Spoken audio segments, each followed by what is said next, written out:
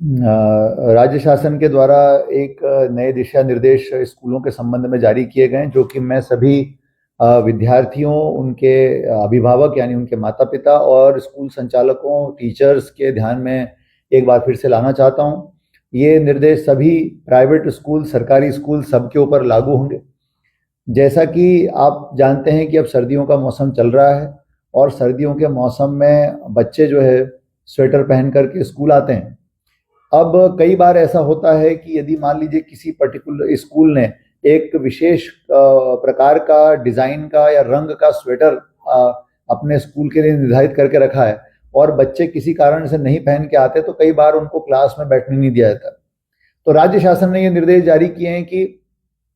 बच्चों के स्वास्थ्य को दृष्टिगत रखते हुए ये सभी के लिए अनिवार्य होगा कि यदि मान लीजिए कोई बच्चा गणवेश से अलग रंग, जो निर्धारित है उससे अलग रंग का कोई स्वेटर यदि पहन के आता है, तो उसको कक्षा में बैठने से नहीं रोका जा सकेगा। तो सभी स्कूल इस बात को ध्यान से समझ लें और सुन लें कि बच्चों को स्वेटर के कलर या स्वेटर के डिजाइन यदि गणवेश से भिन्न है तो ऐसी स्थितियों में उसको कक्षा में प्रवेश से नहीं रोका जा सकता है, स्कूल में प्रवेश से नहीं रोका जा सकता है। तो किसी भी विद्यार्थी को इस कारण से वंचित न किया जाए।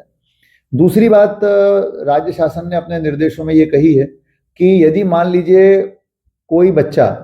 जो बच्चे जूते पहन करके आते हैं, चप्पल पहन के आते हैं, जूते पहन के आते हैं खास तौर से, और जूते मोजे पहन के आते हैं सर्दियों के दिनों में, और ये सर्दियों के दिनों के लिए कि जूते पहन के आने वाले बच्चे, उनको कई स्कूल ऐसे हैं जो कि इस बारे में बच्चों को बाध्य करते हैं कि अब कक्षा से बाहर जूते उतारो। तो ये भी निर्देशों में साफ कहा गया है कि सर्दियों के मौसम में यदि बच्चे जूते पहन करके आते हैं तो जूते वो पहन करके ही क्लासरूम में आएंगे, उनको कक्षा से बाहर जूते उतारने पर और मोजे उतारने पर बाध्य न किया जाए, ताकि, और ये इसका उद्देश्य यही है कि किसी भी स्थिति में बच्चों का स्वास्थ्य खराब ना हो। मैं आशा करता हूं कि हमारे सारे शासकीय अशासकीय विद्यालय सरकार के इन निर्देशों का अक्षरशः पालन सुनिश्चित कराएंगे और सभी माता पिता और विद्यार्थी भी इस बात को ध्यान से सुन लेंगे कि और माता पिता भी इस बात का ध्यान रखेंगे, बच्चे भी इस बात का ध्यान रखेंगे कि कहीं पर यदि उनको ऐसा किया जाता है तो उसकी वो शिकायत दमो हेल्पलाइन पर दर्ज करा सकते हैं। Thank you.